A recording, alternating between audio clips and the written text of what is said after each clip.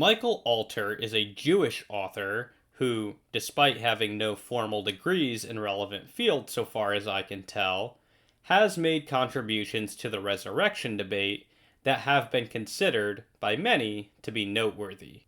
Alter is interesting because, given his Jewish beliefs, he does not harbor any sort of bias against theistic explanations or against miracles, which makes him very different from a lot of other skeptics.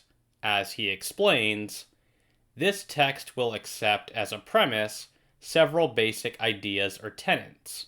1. God exists. 2. The Hebrew Bible is God's revealed word. 3.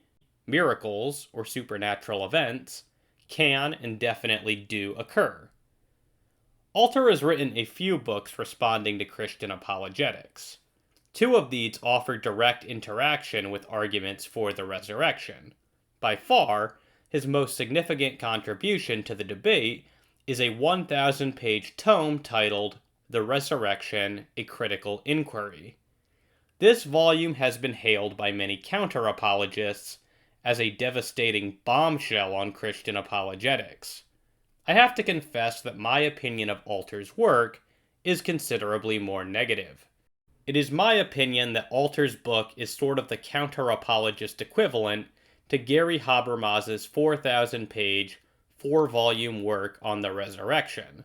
Despite having a lot of pages, both also have very little valuable information per page. Despite online apologists acting as though Habermas's volume is some sort of serious challenge for skeptics simply because of how long it is, there's nothing new or innovative in Habermas's overly long books. And similarly, despite online counter-apologists acting as though Alter's book is the death knell for the resurrection simply because of how long it is, there's nothing particularly challenging to be found here. In both cases, I strongly suspect that those who are most vocally championing these works by both Habermas and Alter have not actually read most of them. I, on the other hand, have read the 3 volumes of Habermas's book which have been released as of the time I am releasing this video. I have also read Alter's book on the resurrection, and I can confidently say that neither of them justify being this lengthy. Like the other skeptics we have engaged thus far, Alter rejects the second premise of my argument for the resurrection. He does not accept the credibility of the Gospels. As he explains, it is the position of this text that the Gospels are not a biography and that they are not written to record history in the modern sense. These works were written approximately 30 to 70 years after Jesus' death, and many of the witnesses were dying off or dead. Therefore, the Gospels tell the story of Jesus for a generation who did not know any eyewitnesses or have access to first-hand accounts of the Jesus tradition. And why should we accept that the Gospels were written by people with no access to the real events? Alter's answer is less than satisfactory. Here's what he has to say. How do we know that the authors of the Gospels are anonymous? Because the topic of the Gospel's authorship is important, this text will cite numerous excerpts of relatively recent publications in the category of Introduction to the New Testament and The Origin of New Testament Manuscripts that challenges the position that the names penned to the 4 Gospels are authentic. Alter then goes on for the next 4 pages, offering quotations from several New Testament scholars expressing their belief that the Gospels could not have been authored by Matthew, Mark, Luke, and John. Were Alter merely trying to establish the uncontroversial thesis that most New Testament scholars do not affirm the traditional ascriptions of authorship, then this would be fine. But he is explicitly offering these quotations in answer to the question of how we supposedly know that the Gospels are anonymous. And here, it simply will not do to appeal to what most scholars believe without defending the adequacy of their reasons for holding this belief. This is a simple appeal to popularity fallacy. In my own videos on gospel authorship and gospel anonymity, I dealt with these scholarly arguments against traditional authorship in detail and showed why they fail. Alter's comments here do nothing to move the conversation forward. For a book of this length, it is disappointing how briefly Alter discusses this issue. Alter's book might have more appropriately been titled The Big Book of Bible Contradictions, for the vast majority of his book is merely dedicated to detailing supposed contradictions in the New Testament. Alter seems hyper-fixated on the task of disproving biblical inerrancy. His book takes great pains to detail 120 Bible contradictions. I give him credit for engaging evangelical attempts to resolve these contradictions, but it seems to me that his extensive critique of biblical inerrancy is out of place in a book dedicated to examining the resurrection of Jesus. One can, after all, reject biblical inerrancy and still affirm the resurrection of Jesus. Furthermore, Alter seems to misunderstand the doctrine of inerrancy as typically understood by Christians. He argues for 3 full pages that the many variations among the New Testament manuscripts refutes the doctrine of biblical inerrancy. But the doctrine of inerrancy has never maintained that all copies of Scripture are or always will be inerrant. Rather, it claims that the original autographs were inerrant, and that Bibles today are only inerrant insofar as they reflect those original autographs. In my previous response to Bart Ehrman, I already addressed the most popular examples of putative contradictions between the resurrection narratives. Alter's book is largely a more comprehensive attempt at developing this general line of argument. Alter offers 120 purported contradictions within the New Testament. Obviously, I cannot delve into each and every one of them in this video, but more importantly, I don't really need to. Many of his examples, even if legitimate, seem irrelevant to the resurrection. For example, his 86th and 87th contradictions allegedly occur between Matthew and Acts, and his 120th contradiction allegedly occurs between the book of Galatians and Acts. But what exactly have these examples got to do with the resurrection? I would submit that the answer is precisely nothing. More importantly, Alter doesn't even seem to know what a contradiction is. To illustrate, consider his first example of a contradiction. Theologians, New Testament scholars, historians, standard reference sources, evangelicals, and even evangelical organizations are divided regarding the exact year Jesus was crucified and resurrected. It must be remembered that Christian apologists maintain that the year Jesus died and was resurrected is the most important and significant event in the history of mankind. Yet historians, scholars, and theologians alike cannot pinpoint when these 2 momentous events occurred. Apparently, our not being able to pinpoint the exact year of an event qualifies as a contradiction for Alter. Alter himself notes that the New Testament doesn't actually tell us the year of the crucifixion, other than that it took place within the tenure of Pontius Pilate. So how can there be a contradiction with respect to the year of Christ's death, something which entails 2 mutually exclusive affirmations, when there is no scriptural affirmation whatsoever regarding the specific year? Alter spends numerous pages explaining and critiquing different proposed years which Christian apologists and scholars have proposed as being the year of Christ's death. Perhaps what he means is that there are contradictory theories regarding the year of Christ's death. But if so, then so what? That's not a contradiction in Scripture, and it's certainly not an objection to the resurrection of Jesus.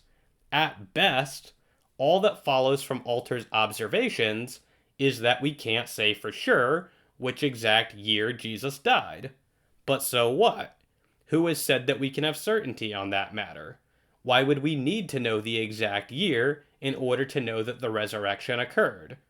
Alter's reasoning seems to be that since the death and resurrection of Jesus would be the most important events to have ever occurred, we ought to be able to know the year in which they happened. But it's simply not clear to me that we should be able to know that, and even less clear why knowing the year would be relevant to assessing the evidence for the resurrection of Jesus. Should we also expect to know what the exact world population was at the moment of the resurrection, just because it was the most significant event to have ever occurred? Should we expect to be able to determine the exact number of seashells on the face of the earth at the moment of the resurrection, just because it was the most important event of all time? No. Then why should we expect to know the exact year? The significance of an event does not necessarily correlate with the amount of information which we can expect to have about it. One would have thought that this was obvious. Taking his cue from Bart Ehrman, Alter also consistently blunders into the same mistake of assuming that differences are the same as contradictions.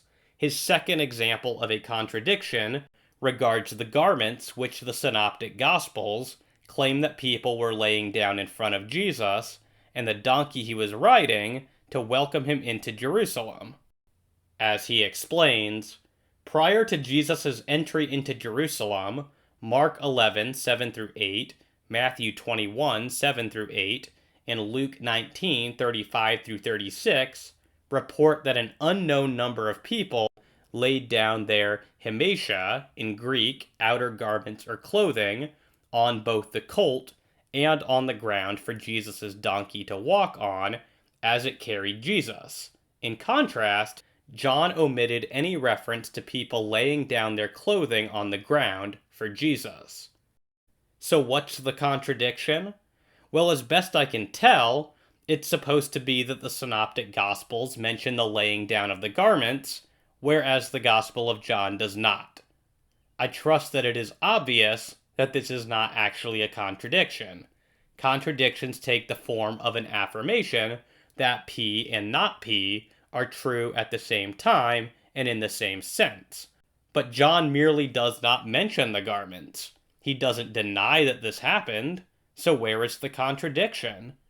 Alter sort of anticipated this type of response earlier in part 1 of the book, but his preemptive response amounts to saying that if we would expect a gospel writer to include some details which are absent, then it still counts as a contradiction.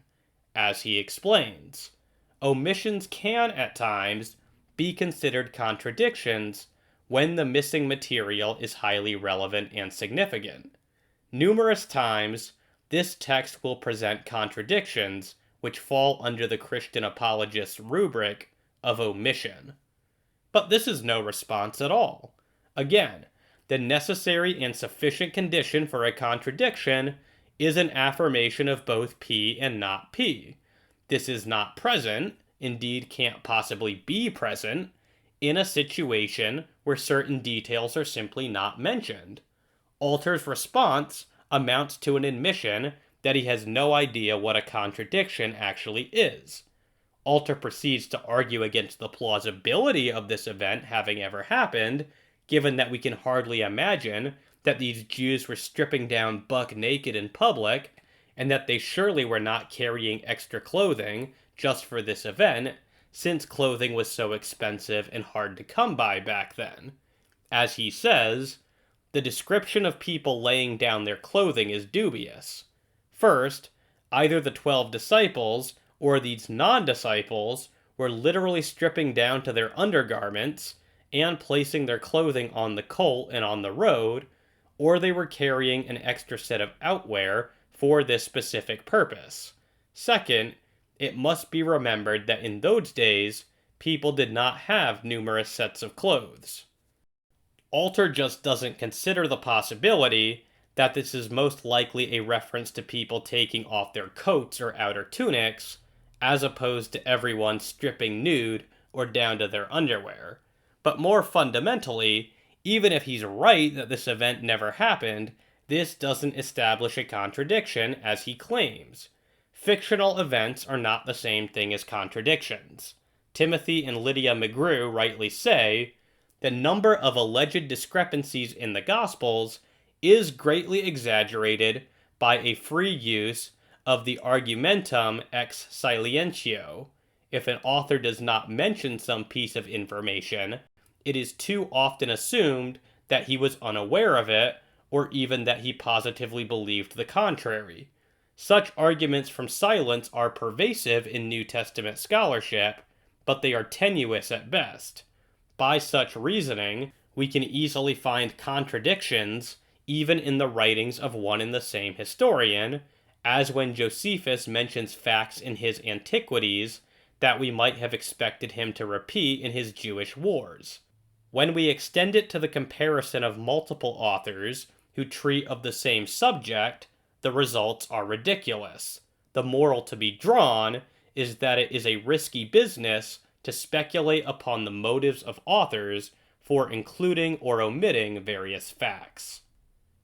It's also unclear what bearing Alter's second example of a contradiction has on the resurrection of Jesus, since Alter isn't all that clear on what the significance of his list of 120 contradictions is in the first place. Is he targeting the minimal facts argument, where gospel reliability doesn't factor into the argument anyway? If so, why bring up contradictions at all?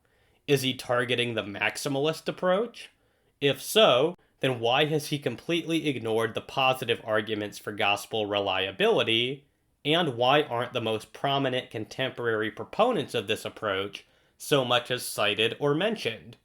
The book often reads more like a 1,000-page stream of consciousness rather than a well-thought-out case against the historicity of the resurrection. The vast majority of the supposed contradictions which Alter cites can be explained by recourse to the differing perspectives of the eyewitnesses or the differing preferences and emphases of the different gospel authors. As N.T. Wright says, the stories exhibit exactly that surface tension which we associate not with tales artfully told by people eager to sustain a fiction and therefore anxious to make everything look right, but with the hurried, puzzled accounts of those who have seen with their own eyes something which took them horribly by surprise, and with which they have not yet fully come to terms. Alter replies to remarks like Wright's by saying, the shortfall with this Christian apologetic is that 1. Not all the writers were eyewitnesses to the account, 2. The narratives were written approximately 30 to 70 years after the events, 3.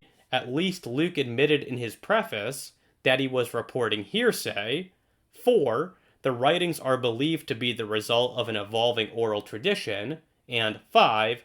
The writings are biased, written to evangelize and spread their theological propaganda. But to the extent that these are problems at all, they are problems of Alter's own making. I don't agree with him that none of the Gospels were written by eyewitnesses. I don't date the Gospels as late as he does. And even if I did, it remains unclear what that has to do with the plausibility that the Gospels often reflect different perspectives. Luke says that he got his information from eyewitnesses. He does not claim that it is hearsay. I do not believe that the Gospels are the result of an evolving oral tradition, and I don't think the evangelistic purposes of the authors does anything to undercut the idea that they sometimes reflect different perspectives. These are only problems if one accepts Alter's views on what the Gospels are, but the defender of the resurrection has been given no reason to think that Alter is right about these points. As I said, I simply cannot go through each and every example of a purported contradiction which Alter puts forward in this video, but I think that what I have said here is sufficient to show that his list is artificially bloated to the point that skeptics cannot unproblematically appeal to Alter's book as some sort of definitive knockout punch to the case for Jesus' resurrection. So to summarize, Alter's book is high in terms of page count and low in terms of substance. It really is just the skeptical equivalent of Gary Habermas's 4 1,000-page volumes on the resurrection. Despite its inordinate length, critical matters like the authorship of the Gospels are treated only briefly. Furthermore, most of it is dedicated to detailing contradictions within the Gospels and other parts of the New Testament. Alter demonstrates from very early on that he has no idea what a contradiction is, and fails to account for the fact that most of the differences which he highlights can be explained as variations of eyewitness testimony. I conclude that it doesn't pose anything in the way of a serious challenge to resurrection apologetics.